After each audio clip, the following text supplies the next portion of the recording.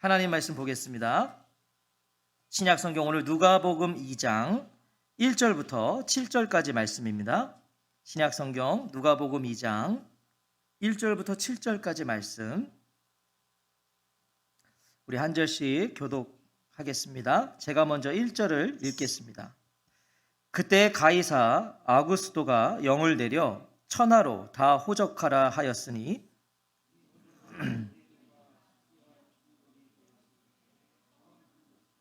모든 사람이 호적하러 각각 고향으로 돌아가매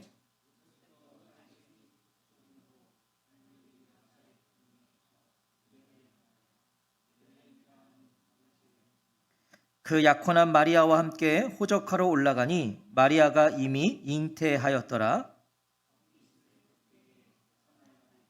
함께 읽겠습니다. 첫 아들을 낳아 강보에 싸서 구유에 뉘었으니 이는 여관에 있을 곳이 없음이러라. 아멘. 오늘 왕이 나셨다 세 번째 시간, 있을 곳이 없음이러라. 있을 곳이 없음이러라는 제목으로 하나님 말씀 듣겠습니다. 오늘 이 본문은 참 유명한 본문이고 우리가 성탄절이 다가오면 어김없이 또 다루게 되고, 어렸을 때는 참 성극의 이 성탄 성극의 단골 소재잖아요. 그래서 이런 본문을 또 설교를 준비하는 것도 쉽지 않아요. 왜냐면 이제 성도님들께서 우리는 다 안다, 다 우리는 알고 있다, 이런 또 생각을 하고 계시기 때문에 나름대로 부단히 노력을 했습니다. 성도님들이 전혀 예상할 수 없는, 그러면 이제 잘못될 수도 있는데 제가 한번 최선을 다해 보겠습니다. 함께 읽은 본문은 예수님의 탄생에 대한 말씀입니다.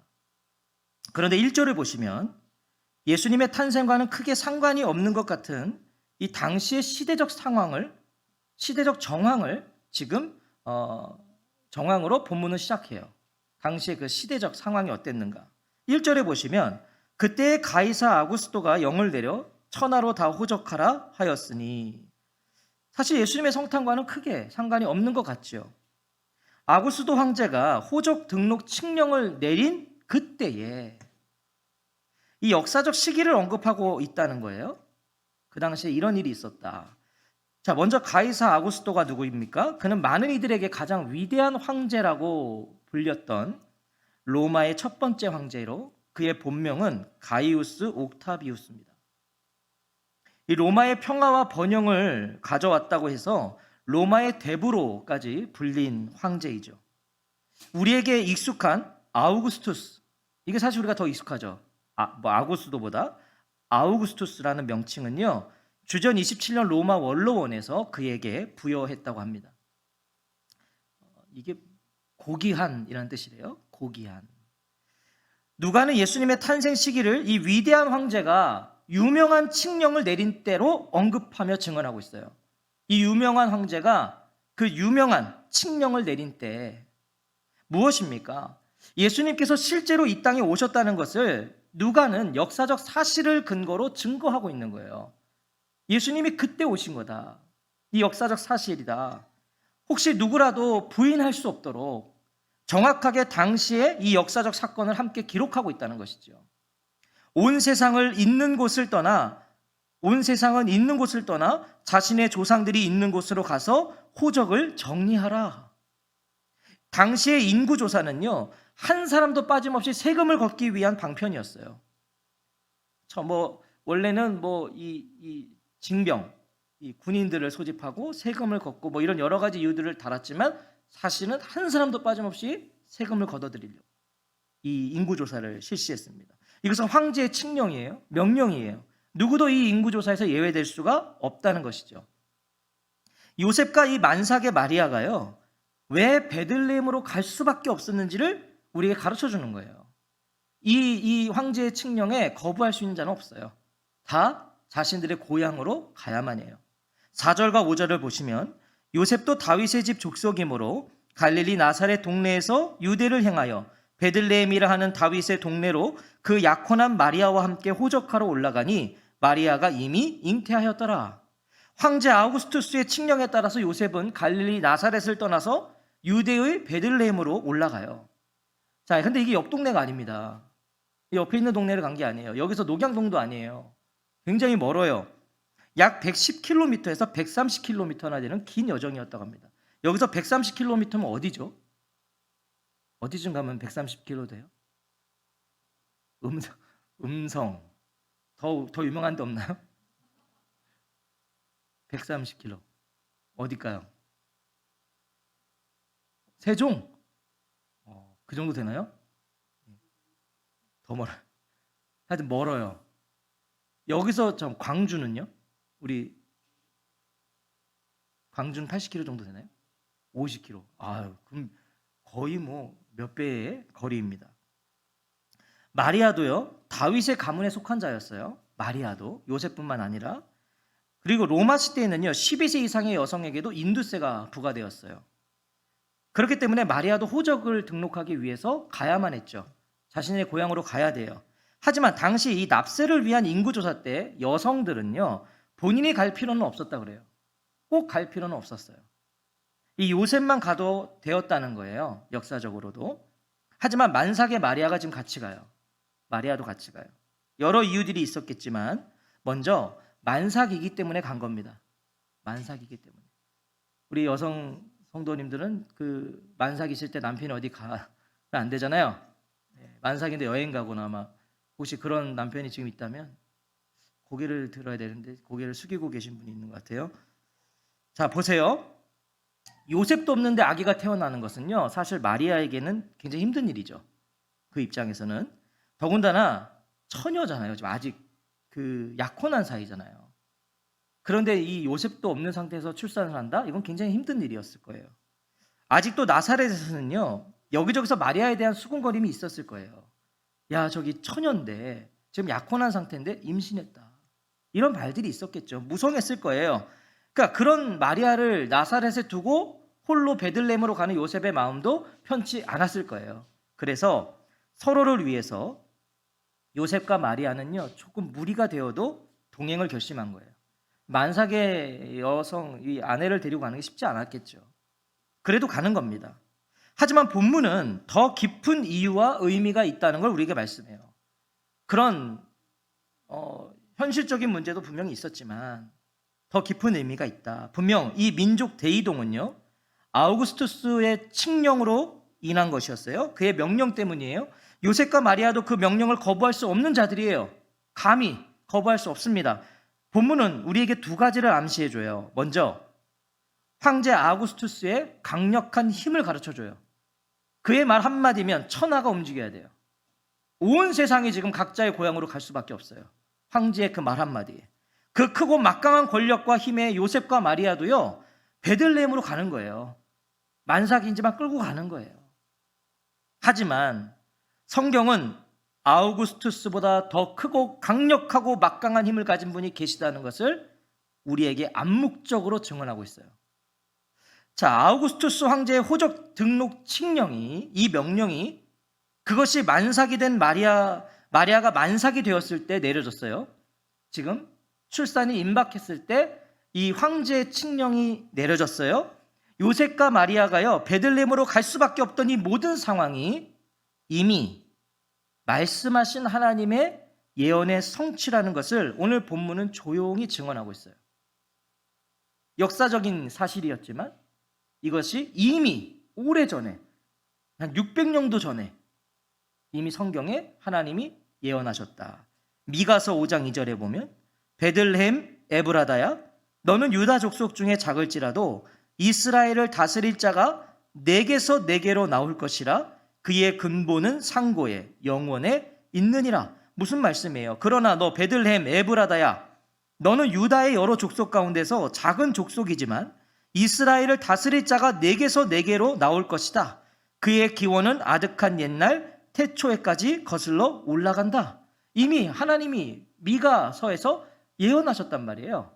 베들레헴에서 이스라엘을 다스릴 자가 나타날 거다. 태어날 것이다. 바로 이 하나님의 예언이, 하나님의 계획이, 이 하나님의 뜻이요, 황제 아우구스투스의 칙령에 의해서 지금 실현되고 있는 거예요. 이 하나님의 뜻이. 누가 진짜 왕인지를 오늘 성경은 암시하고 있는 거죠. 그 막강한 권력을 가진 황제의 한마디에 온 세상이 움직이고 있지만 이것은 이미 하나님께서 예언하셨던 것을 성취하시기 위해 그도 쓰고 계신 것이다. 역사의 주관자가 누구신지를 다시 한번 우리에게 확인하게 되는 순간이에요. 역사의 주관자가 누구신가? 누구도 넘볼 수 없는 황제 아우구스투스, 그 위에 계신 분이 있다는 거예요. 그의 칙령은 역사를 운행하시는 하나님의 손바닥 안에서 이루어지고 있었다는 거죠. 하나님의 계획 안에서. 만삭일 때 황제가 내려서 베들레헴으로 갔다. 이 하나님의 보이지 않는 손이었다는 거예요. 하나님의 움직이시는 은혜였어요. 하나님은 역사를 통해서 당신의 뜻을 이루어 가세요. 오늘도 마찬가지죠. 지금 이 순간도 하나님은 당신의 뜻을 역사를 통해 이루어 가시는 거예요. 메시아는 베들레헴에서 태어나야 했기 때문에 하나님은 아우구스투스를 사용하셔서 요셉과 마리아가 베들레헴으로 갈 수밖에 없도록 하시는 거예요. 갈 수밖에 없도록. 하나님은 모든 역사를 통치하세요. 저와 성도님들의 역사가 하나님께 있음을 다시 한번 확인하게 되는 거예요. 오늘 우리의 역사도 하나님께 있어요. 우리의 지나온 세월들 내 뜻대로 된 것 같지만 아니요, 다 하나님의 뜻 안에서 이루어졌던 것이고, 내 마음대로 되지 않은 것도 그것이 또 하나님의 뜻이었던 것이고, 다 하나님의 역사 속에 우리가 있었다는 것이죠. 성도들에게 그래서는 우연이 없는 거잖아요. 우리가 우연이라고 말할 수는 없어요. 야, 재수 좋았다. 야, 재수 없었다. 이게 우리에게는 사실은 얼토당토하는 말인 거예요. 우리 눈앞에 흘러가는 역사가 절망적이고, 오늘 우리 눈앞에 보이는 현실이 너무나 절망적이고 아무런 희망이 보이지 않는 그때에도요, 우리가 함부로 결론을 내려서는 안 되는 이유가 여기 있는 거예요. 야, 세상 망했어. 성도는 함부로 이 말을 하면 안 되는 거예요. 야, 교회가 망했어. 말하면 안 되는 거예요. 하나님의 역사가 어떻게 될지 우리는 모르니까. 우리 하나님은 살아계세요. 당신의 뜻을 이루시기 위해서 천하를 호령하는 아우구스투스 황제를 사용하시는 분이 우리 하나님이세요. 이 황제를 사용하세요. 우리의 역사를 새롭게 하시기 위해서 아들을 보내시는 그 일에 세상의 가장 큰 권력도 사용하시는 분이 저와 성도님들의 하나님이시라는 것을 기억하시기 바랍니다. 이 우리 하나님이세요. 하나님의 섭리 속에서 요셉과 마리아가 호적 등록을 위해 베들레헴에 머물고 있는 동안에 이 만삭의 마리아가 출산을 하게 됩니다. 6절에 보시면 거기 있을 그때에 해산할 날이 차서, 자, 우리가 이런 오해들도 갖고 있어요. 베들레헴에 도착하자마자 출산했다. 그렇지 않아요. 머물고 있었어요. 어느 정도 시간이 흐른 거예요. 머물러 있는 동안에 해산할 날이 된 거예요. 만삭일 때 갔으니까. 7절에 첫 아들을 낳아 강보로 싸서 구유에 누였으니 이는 여관에 있을 곳이 없음이러라. 예수님의 탄생을 말할 때 우리에게 가장 많이 알려진 말씀이 바로 이 7절 말씀이에요. 구유에 누이신 아기 예수님. 우리가 어려서부터 예수님이 마국간에 태어나셨다는 것으로 알게 된 이유가 여기 있는 거예요. 사실 성경에 마국간이라는 말이 없어요. 근데 이제 구유에 누이셨다니까 우리는 그냥 예측을 한 거죠. 아, 마국간, 우리 여기에서 태어나셨구나. 첫 아들을 낳아서 포대기에 싸서 구유에 눕혀두었다. 아기 예수님을 구유에 뉘었다는 말씀으로 많은 성탄에 관한 그림이나 성화들, 사진들은 배경이 마국간입니다. 그리고 주변에 이렇게 동물들도 좀 있어요. 그런 그림들 보면. 요즘엔 그런 그림들도 보기 어렵지만. 자, 그럼 정말 그럴까요? 예수님 정말 마국간에서 태어나신 걸까요? 그 옆에 막 동물들이 있고? 우리가 이 부분을 오늘 좀 정리하고 넘어갈 필요가 있는 것 같아요. 먼저 7절은요. 마리아가 첫 아들을 낳았다고 말씀해요. 첫 아들을 낳았다. 여기서 첫 아들을 낳았다는 것은 마리아가 처녀였음을 다시 한번 확인하는 거고 확증하는 것이고, 하지만 더 중요한 의미가 담겨 있어요. 이 처음, 이 의미는 모든 것의 처음을 말하는 거예요. 모든 것의 처음이다. 모든 것의 처음이다. 골로새서 1장 15절에 그는 보이지 아니하는 하나님의 형상이시요 모든 피조물보다 먼저 나신 이시니, 이런 의미를 담고 있는 거죠. 모든 피조물보다 먼저 나시니, 첫 아들. 예수님은 모든 피조물보다 먼저 나신 이시라는 것을 강조하고 있는 거예요. 또한 하나님의 백성들이 본받아야 하는 맏아들이시다. 이게 로마서의 증언이잖아요. 로마서 8장 29절에 보면 하나님이 미리 아신 자들을 또한 그 아들의 형상을 본받게 하기 위하여 미리 정하셨으니 이는 그로 많은 형제 중에서 맏아들이 되게 하려 하십니다. 본이 되기 위해서 많은 하나님의 백성들이 본받아야 되는 맏아들로 이 첫 아들로 태어나신 거예요. 자, 그렇게 중요하고 소중한 이 아기 예수님이 지금 어디에 누워 계세요? 구유에 누웠으니. 이토록 중요한 아기 예수님이 구유에 누웠으니. 구유는 잘 아시는 것처럼 소나 말의 여물통이에요. 동물의 밥통입니다. 우리에게 이런 이해들이 있지 않습니까? 요셉과 마리아가 임박한 출산을 위해서 여관을 찾아다녔지만 이 많은 사람이 호적을 위해 베들레헴으로 왔기 때문에 여관이 다 찬 거예요. 그래서 여관에 자리가 없어서 그래서 마국간으로 들어가서 몰래 예수님을 출산했다. 뭐 이런 이해들이 우리 안에 있을 거라고요. 이 말씀 때문이에요. 이는 여관에 있을 곳이 없음이로라. 여관에는 그들이 들어갈 방이 없었기 때문이다. 그래서 비어있는 마국간인지 몰래 들어가서 마리아가 혼자 출산했다? 돈은 있는데 들어갈 방이 없어서 마국간에 가셨다. 정말 그럴까? 사실 이것은요, 당시 팔레스타인의 그 전통 가옥에 대한 이해가 없어서 벌어진 거예요. 그 가옥, 그 당시의 가옥들에 대한 이해가 있어야 돼요. 분명 당시에 우리가 이해하는 여관이 있었어요. 당시에도 돈을 지불하고 이렇게 묵을 수 있는 그런 숙박업이 있었다는 거예요. 누가복음 10장에 보면 너무 유명한 비유가 있잖아요. 자비를 베푼 사마리아 사람 나오잖아요. 그때 보면 여리고에서 강도를 맞아 죽어가는 사람을 이 사마리아 사람이 어디로 데려가냐면 그 10장 34절과 35절에 보면 주막이라고 그래요. 주막에 데려가줘요. 여기서 이 주막이 우리가 이해하는 여관이에요. 돈을 지불하잖아요. 그 비유에서도 보면 얼마를 주더라고? 주죠? 데나리온 2를 줍니다. 그리고 모자라면 내가 더 주겠다. 그 일을 잘 돌봐주라. 그리고 가잖아요. 돈을 지불하는 곳이에요. 거기는. 그런데 오늘 본문은요. 주막이라고 말은 하지 않아요? 여관에 있을 곳이 없다고 그래요. 자, 2장과 10장 모두 누가가 기록한 겁니다. 한 사람이 한 거예요. 그런데 저쪽에서는 주막이라고 그랬고 오늘은 여관이라고 그래요. 그럼 뭐예요? 다르다는 거예요, 지금. 저기는 돈을 지불하는 여관이 맞고 여기는 그렇지 않다는 거예요. 원어로 봐도요. 전혀 다른 단어가 사용되고 있어요. 7절에 말씀하는 여관은 오늘 본문에서 말하는 여관은요. 우리가 이해하는 돈을 지불하고 머무는 숙박업소가 아니라는 거예요. 이것은 객실입니다. 객실. 무슨 말이냐면 당시의 이 전통 촌락의 소박한 가정들의 가옥을 보면 기본적으로 하나의 큰 방으로 되어 있었어요. 그냥 큰 방 하나 있는 거예요. 조금 형편이 나은 가정에는요. 손님들이 머물 수 있는 객실방 하나가 더 있었다는 거예요. 뭐 옛날에 우리 사랑방이 그런 건가요? 네, 손님들 오시면 그런 구조였다는 거예요. 보통은 방 하나에 살았고 조금 괜찮은 사람들은 이제 손님을 위한 방이 있었고 왜냐하면 당시에는 이 수치 문화, 체면 문화가 굉장히 강했잖아요. 그래서 손님들이 오면 무조건 대접을 해야 돼요. 방을 내줘야 돼요. 그래서 손님들을 위한 방이 있었어요. 전통적으로. 누가복음 22장 11절도 보면 이런 말씀을 하세요.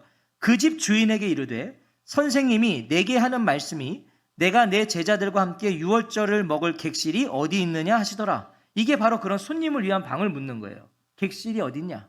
유월절을 먹을 객실이 어디 있냐? 여기서 객실이 7절의 여관과 같은 단어로 쓰이고 있어요. 그러니까 돈을 주는 숙박업소가 아니라 집에 있는 손님을 위한 방. 이게 오늘 본문의 여관이에요.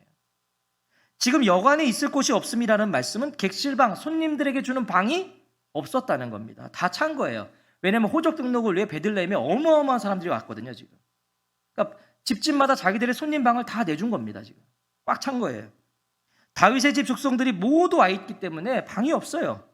자, 그럼 이제 해결해야 할 것은 구유예요. 구유. 베들레헴의 가정들의 손님용 방은 다 찼습니다. 지금. 남아있는 것은 마국간이 아니라요. 집 주인들이 머무는 그 큰 방이 남아있는 거예요. 여기는 가족들이 머물러야 돼요. 그 집 주인들이. 손님 방이 아니에요. 우리의 주거진 거예요. 자기들의. 당시 평범한 농촌 가정의 가옥은 이제 머릿속에 그리셔야 됩니다. 방 하나가 있어요. 방 하나가 있고 사람과 가축이 함께 지내는 구조였대요. 제가 그러니까 큰 방이 있으면 저 한쪽 끝을 깎아서 좀 낮게 만드는 거죠. 저 여기서 보면 저 잠옷실을 깎아서 여기보다 낮잖아요. 약간 저런 식으로 이렇게 깎아 놓는 거예요. 그쪽을. 그리고 거기에 가축들이 자랐습니다. 방 하나에. 그래서 낮에는 밖에 풀어두는 거고요. 밤에는 들여놓는 거예요. 왜냐하면 이제 도난이 될 수 있고 맹수들에게 공격을 받을 수 있으니까 이렇게 들여놓는 겁니다. 원룸의 신발장 부분이 이렇게 깎아져서 거기에 가축들이 있다고 보면 되는 것이겠죠. 바로 그곳에 나무나 돌을 다듬어서 만든 구유가 있었어요. 거기서 이제 가축들이 먹어야 되니까. 자, 그렇다고 그곳이 좋고 깨끗한 곳은 아니었겠죠. 가축들이 있는 곳이니까. 가축이 있는 공간에 가축의 밥통이 뭐 그리 깨끗하고 좋았겠어요. 구유는 말 그대로 냄새나고 지저분한 것은 맞아요. 낮고 천한 곳에 예수님 지금 누이신 것이죠. 예수님은 왜 이렇게 낮고 천한 구유에 누이신 걸까요? 왜? 그것을 통해 주시고자 했던 메시지가 있는 거예요. 거기에 누이실 수밖에 없는 건 그걸 통해 어떤 메시지를 주고 싶으신 거예요. 하나님께서 예수님을 로마의 궁전이 아닌 아우구스투스의 황실이 아닌 이 구유에 누이신 것은 뭐겠습니까? 황실이 아니라, 궁전이 아니라 저런 구유에 누이신 이유가 무엇이겠어요? 바로 낮고 천한 자들도 예수님께 올 수 있게 하시기 위해서요. 자, 보십시오. 누구나 예수님께 올 수 있도록 하신 거예요. 예수님이 황실에 나셨다면, 아우구스투스의 황실에 예수님이 나셨다면요, 아무나 누구나 예수님께 갈 수 없어요. 그렇죠? 그 소식을 들어도요, 누구나 갈 수 있는 거 아니에요. 예수님을 볼 수가 없단 말이죠. 이사야서 55장 1절에 보면 이렇게 말씀합니다. 오호라, 너희 모든 목마른 자들아, 물로 나아오라. 돈 없는 자도 와라. 너희는 와서 사 먹되 돈 없이 값없이 와서 포도주와 젖을 사라. 돈 없는 자도 와라. 누구든지 오라고 말씀하셨어요, 하나님은. 누구나 와라. 돈 없는 자도 오라고 하세요. 하나님 앞에 누가 돈이 있습니까? 지금 그 말씀인 거예요. 하나님께는요, 우리 모두가 돈 없는 자예요. 왜? 하나님은 돈으로 살 수 없는 걸 주시는 분이니까. 다 돈 없는 자예요, 하나님 앞에서는. 예수님께서 구유에 누이셨기 때문에 이 다음 본문에서도 보면 목자들 같은 자들도 아기 예수님께 올 수 있었던 거예요. 예수님이 구유에 계셨기 때문에. 목자들, 그 천한 신분의 목자들도 예수님께 올 수 있었잖아요. 황실에 계셨다면 못 갑니다. 아무도 갈 수 없어요. 예수님께서 낮고 천한 구유에 나셨다는 것이요, 우리에게 얼마나 큰 은혜인지 아시겠어요? 누구나 갈 수 있도록, 아무나 올 수 있도록 예수님을 구유에 낳게 하신 거예요. 우리 예수님이요, 낮고 천한 자들의 주님이시라는 것이 감사하지 않으세요? 이런 낮고 천한 자들이 올 수 있도록. 예수님께서 천하를 호령하는 황제의 커다란 침실에 나셨다면요, 아무나 그분께 나아갈 수가 없어요. 오늘 우리에게도요, 세상적인 높은 기준들과 조건들이 제시되었을 겁니다. 예수님이 만약 황실에 오셨다면 오늘날도 우리는 높은 문턱을 넘어야만 그분께로 갈 수 있을 거예요. 하지만 우리 주님은 구유에 나셨어요. 우리가 예수님을 만나게 되고 영접하게 되는 순간이 언제입니까? 언제 예수님 만나셨습니까? 우리의 낮고 천함을 깨달을 때였어요. 우리의 낮고 천함을 깨달을 때 우리는 예수님을 만났어요.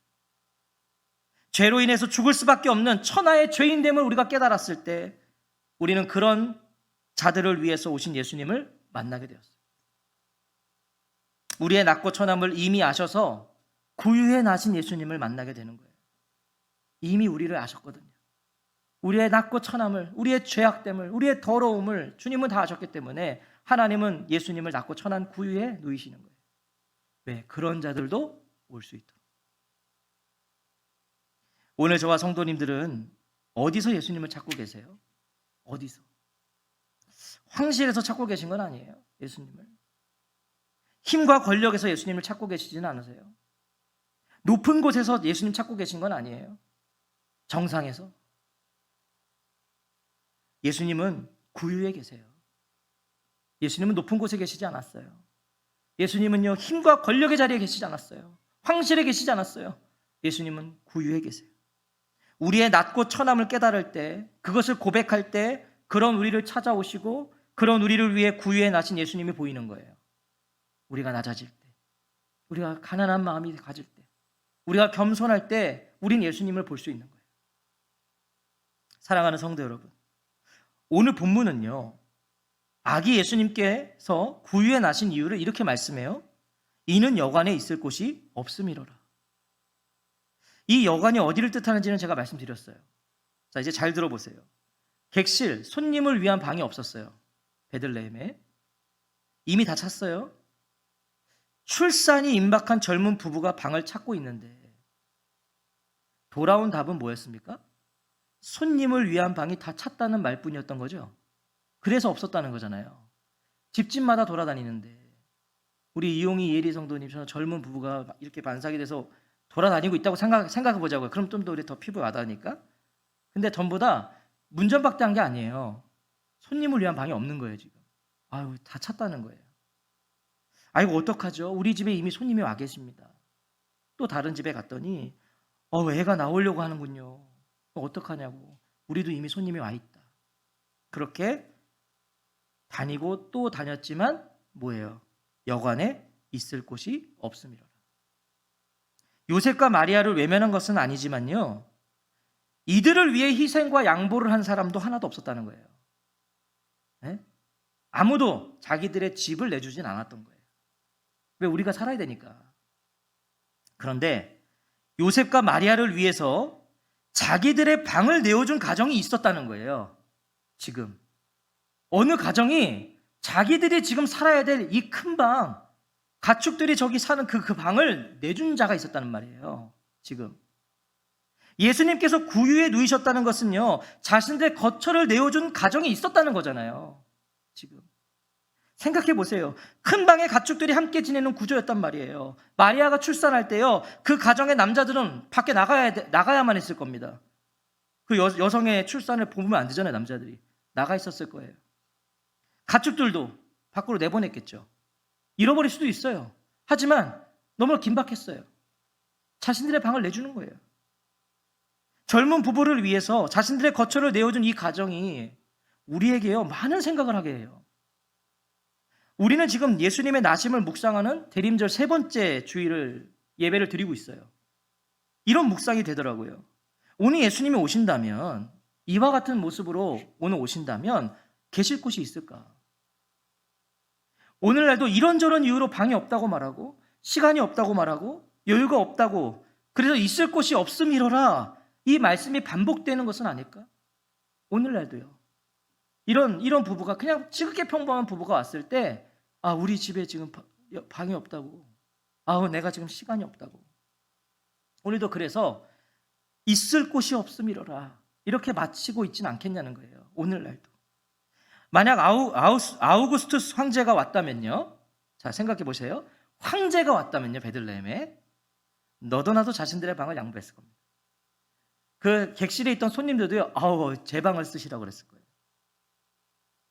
하지만 낮고 천한 모습의 이 평범한 젊은 부부에게 선뜻 자신들에게 주어진 객실을 양보한 사람은 하나도 없었습니다.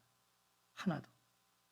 하지만 그럼에도 불구하고 객실이 없어서 자신들의 방을 내어주면서 불편을 감수한 가정이 있었단 말이에요.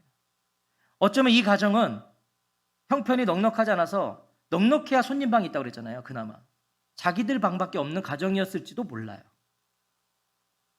그래서 예수님, 비록 낮고 천한 곳이었지만 안전하게 구유에 누이실 수 있었던 거예요. 그게 아니었다면 길바닥에서 예수님을 낳았을지도 몰라요. 여러분, 구유 그나마 안전한 곳 아닙니까? 그나마 집 안에 있는 장소 아닙니까? 오늘 우리가 그런 작은 구유라도 되어야 하지 않겠습니까? 그런 작은 구유라도. 더 이상 아기 예수님의 오심을 주목하지 않고 관심도 갖지 않는 그런 시대를 우리는 지금 살고 있지만, 정말 쓸쓸한 성탄의 계절 아닙니까? 그런 시대를 우리는 지금 살고 있지만, 그렇지만 그럼에도 우리는 아기 예수님께 작은 구유라도 내어드릴 수 있는 자들이 되어야 하지 않겠습니까?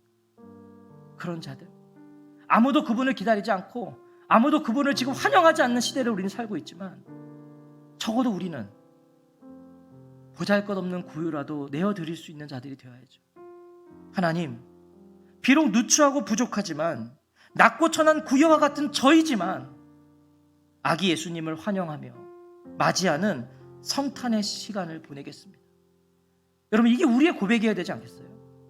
적어도 우리 하나님을 믿는 자들, 그리스도인이라 말하는 자들은 이 성탄의 시간을 그렇게 지내야죠. 주님, 제가 주님 기다립니다. 제가 주님을 환영하며 맞이합니다. 그렇게 작은 구유가 되어서 우리에게 영원한 생명을 주시기에 오신 크신 주님을 마음에 담아드려야 하지 않겠습니까? 그런 작은 구유라도 돼서 주님 어서 오십시오. 세상은 이제 캐롤도 성탄의 그 어떤 분위기도 내지 못하게 하고 성탄 트리도 점점 줄어가는 시간이지만, 그러나 주님, 저희는 그 주님을 기다리고 있습니다. 이것이 대림절 세 번째 주일에 드리는 저와 성도님들의 고백과 마음이 되었으면 좋겠습니다. 우리 예수님, 우리를 위해 오셨기 때문에 세상은 그분을 알아주지 않아도 적어도 우리는 그 주님을 알아드려야죠. 작은 구유가 되어도 내어드릴 수 있어야지. 주님, 제 마음에 오십시오. 저희가 주님을 찬양하겠습니다. 저희가 아기 예수님께 찬송을 올려드리겠습니다.